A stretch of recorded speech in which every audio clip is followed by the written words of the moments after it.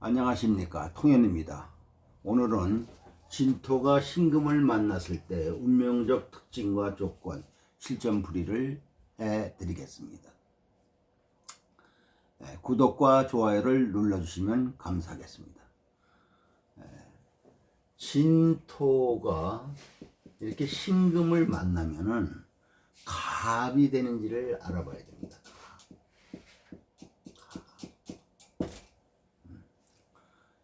이것을 말씀드리기 전에 우리가 이제 삼합이라는 게 있잖아요.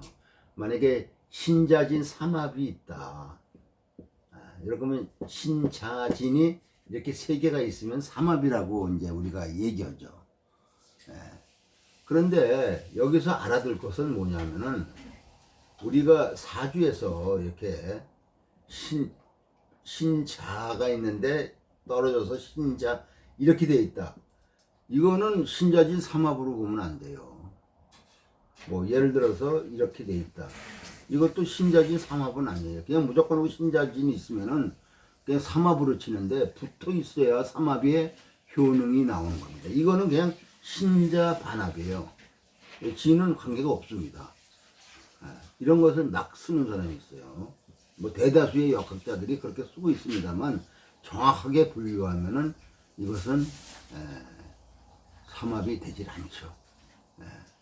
이것을 왜 구분을 해야 되냐면은 우리가 실제 사건을 갖다가 추리해 나갈 때 현격한 차이가 납니다. 이 점을 알아두셔야 된다 이거죠.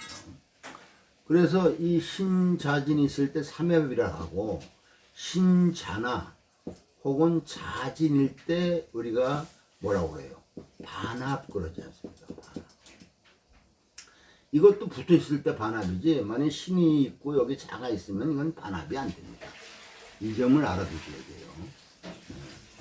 이거는 이렇게 여기 중간에 뭐가 있다 하면 그냥 이렇게 있으면 그냥 이거는 뭐냐면 금생수입니다. 금생수. 여기서는 신자 반합을 논할 필요가 없어요. 근데 대다수의 역학자들은 그렇게 배워갖고 그렇게 사용하고 있다 이겁니다. 그 다음에 반합에서 신진도 무조건 반합으로 치는 사람이 있는데 이거는 절대 반합이 아니다 이거죠. 신진이 반합이 될 때는 천간에 인수나 계수가 있을 때 반합이 됩니다. 명에 있거나 그렇지 않으면 운에서 올 때 신진이 반합이 되는 거죠. 그래서 이것을 뭐라고 그러냐면은 가합이라고 합니다. 가합. 가합은 뭐냐면은 합할 수 있는 그냥 조건을 갖추고 있다는 것뿐이죠. 그래서 신진이라고 무조건 가합이 되는 게 아니고 가합이 되는 조건입니다. 어떨 때 가합이 되느냐? 임수나 계수가 있을 때 가합이 된다 이겁니다. 명조에 임계수가 없고 운에서 임수나 계수가 올 때 가합이 성립이 되는 거죠. 요 점을 알아두셔야 된다 이겁니다. 그리고 이 청가 인계수가 드러나지 않으면 가합의 조건만 갖추고 있는 거지 가합을 이루었다고 말할 수가 없다 이거죠. 그러니까 명에 이렇게 신진이 있다고 무조건 가합이 아니다 이거죠. 진토는 이때는 인계수가 없으면 진토는 진토고 신금은 신금이다 이거죠. 그래서 이때는 그냥 토생금으로만 그냥 보게 됩니다.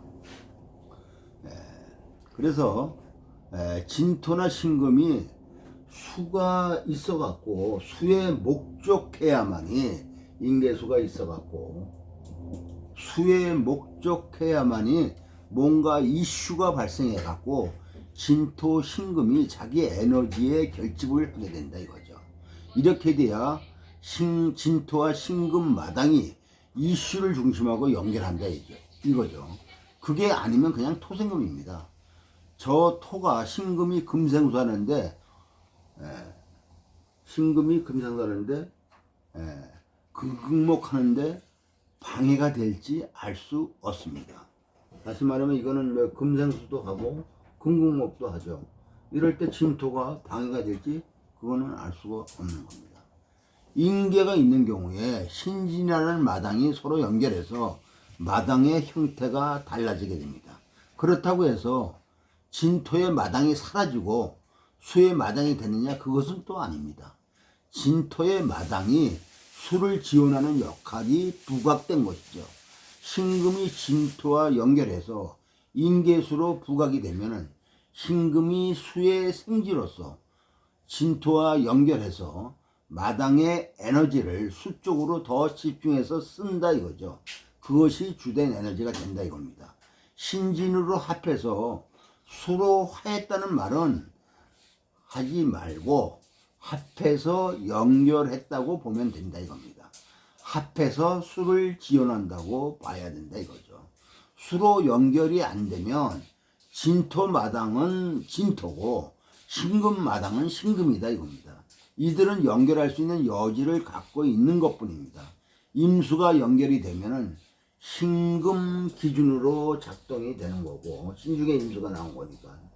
계수가 연결되면은 진토 기준으로 이렇게 연결이 되는 걸로 봐야 된다 이겁니다. 신진이 있을 때 에너지가 진행되는 것이 보여져야 한다 이겁니다. 생지에서 고지적 에너지로 진행되는 것을 봐야 된다 이거죠. 생지의 에너지는 동하게 하는 것으로 일을 새롭게 시작하고 벌리는 겁니다. 이거는 신은 생지고 이거는 고지 아닙니까? 고지. 개수로 진행되면 정적인 진중에 개수가 나온 거니까 정적인 형태로 진행이 될 텐데 정적 에너지로 진행하면서 생지의 에너지를 활용한다 이거죠. 생지가 사라지는 것이 아니고 중심이 어디에 있느냐다 이겁니다. 임계로 흘러서 진행되는 에너지를 보지 못하면 연운을 해석하는 시간적 흐름을 찾아내기가 어렵다 이겁니다. 예를 들어서 설명을 해드리겠습니다. 경신, 경진, 무진, 경신에는 여자 사주가 있습니다. 7, 17, 27, 30. 경진, 기묘, 무인, 정축, 병자, 월해, 갑술 이렇게 운이 가겠죠. 이 사주를 보게 되면은 우리가 사주를 볼 때는 먼저 그 사주의 특징을 빨리 분석하는 것이 사주를 빨리 보는 첩경입니다. 그럼 이 사주는 뭐예요? 우선 이 모가 많고 적고 없는 것을 봐야 됩니다. 이 사주는 목과 화가 없죠. 이게 없고 금이 강하다 이겁니다. 육친상으로는 뭐가 없어요. 관과 인성이 약하고 인성이 없고 식상이 왕하죠. 이렇게 이제 도구서 분석을 하게 되고 또 그 다음에는 또 우리가 봐야 될 게 한난 조습을 구별을 해야 됩니다. 그러면 이 사주는 어떤 사주예요? 습한 사주죠. 요거는 난이고 요거는 이제 습하다 이렇게 되겠죠. 전체적으로 난습한 사주인데 금이 왕하다 이렇게 우리가 볼 수 있죠. 그래서 금이 왕하기 때문에 이 토도 상당히 왕하잖아요. 월지와 일지를 장악하고 있기 때문에 상당히 왕한데 그 토를 금으로 금이 더 많아서 금으로 설비가 잘 되고 있다 이거죠. 무슨 말씀인지 알겠죠. 그러면 이런 사주는 어떻게 되는 거예요? 금이 왕하다 이렇게 돼 있는데 근데 이제 여기서는 뭐냐면은 수도 없죠. 수도. 수목화가 다 없습니다. 그런데 여기 사주는 뭐예요? 이 수가 다 암장돼 있죠, 이렇게. 수가 암장돼 있다 이겁니다. 밖으로는 튀어나오지 않았지만 수가 암장돼 있다는 것은 이 지장간에 있는 것을 암장됐다고 그러는데 암장된 것은 뭡니까? 활동태가 아니고 가능태다 이겁니다. 가능태. 활동태가 아니고 가능태다 이겁니다. 다시 말하면은 지장간에 있다는 것은 알기 쉽게 얘기해서 창고에 지금 있다는 얘기죠. 창고에 있다는 것은 지금 활발하게 쓰여지는 것이 아니다 이거죠. 쓰여질 때를 기다리고 있다 이겁니다. 이 점을 잘 알아두셔야 돼요. 어떤 역학자들은 뭐 지장간에 있는 것을 막 뭐 지 맘대로 끄집어냈다 집어넣었다 막 이러는데 이것은 생각해 볼 문제다 이겁니다. 사주상으로 볼 때 지장간에 있다는 것은 아직 쓰여지지를 않고 쓰여질 때를 기다리는 거다 이겁니다. 이것이 천간에 임수나 개수가 튀어나올 때 쓰여지는 거다 이거죠. 이 점을 오해하면 안 됩니다. 그런데 이제 이 사주는 뭐예요? 한난조섭으로 볼 때는 과습하죠. 과습. 그렇게 돼 있고 또 뭐냐면 쟤는 뭐예요? 암장돼 있죠. 그래서 이런 것을 암제껴 그럽니다. 암제껴. 보여지는 쟤는 없지만 보여지지 않은 창고에는 뭐예요? 쟤가 지금 가득 차 있는 거죠. 그런 것을 암제라고 합니다. 이 사람의 아버지는 법조인이고 외가가 상당히 잘 살았습니다. 그리고 모친도 재테크를 아주 잘했죠. 그래서 부잣집에서 자라고 있습니다. 그런데 여기서 이제 문제점은 아까도 얘기했지만 너무 습하죠. 과습하죠. 이렇게 너무 습하게 되면 뭐냐면 일생생활이 뭐냐면은 꼬이고 엉키는 경우가 많이 있다 이거죠. 그 다음에 이 사주는 또 목이 없지 않습니까? 그러면 이제 목이 이렇게 들어온다 하더라도 목이 들어오기도 힘들지만 목이 들어온다 하더라도 뭐예요? 이 금이 왕하잖아요. 이 사주는 금 왕하잖아요. 그래서 금이 왕하기 때문에 잘 자라지도 못하거니와 잘 붙어있지도 못합니다. 그러니까 이 사주는 뭐예요?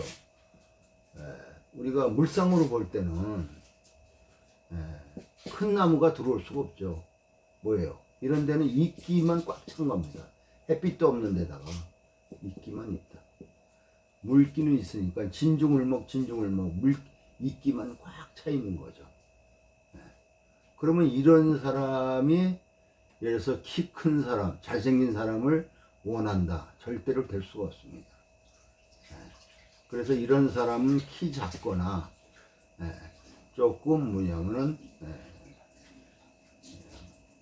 얼굴이 조금 평범한 사람, 이런 사람이 맞는 거지. 키 큰 사람이 오면은 금국목으로 절단이 나는 겁니다. 명이 짧거나 같이 살지 못해요. 그 점을 알아둬야 됩니다. 그런데 이제 이렇게 이제 과습하고 이러니까 이렇게 잘 섞이죠. 잘 만납니다. 아무나. 그래서 이제 이 사람은 이제 2번 결혼을 했는데 첫 남편이 바람 피워서 이혼하고 둘째 남편은 더 심한 바람둥이로 이제 이혼을 또 했습니다. 그러니까 이 사주는 물이 아래로 보이지 않는 곳에 꽉 차 있지 않습니까? 그러니까 뭐예요? 이 땅이 진흙 땅이죠. 진흙 땅이다 이겁니다. 그러니까 이 나무가 진흙 땅에서 자라면 어떻게 돼요? 남자가 뭐예요? 돈과 여자만 잘 밝히고 깨끗한 놈이 오기 어렵죠. 한마디로.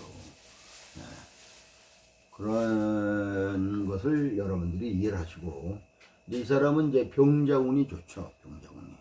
병화 따뜻한 태양이 들어와서 비춰갖고 습을 해결하고, 또 자가 와서 신자진 삼합이 되니까 금생수를 잘하죠.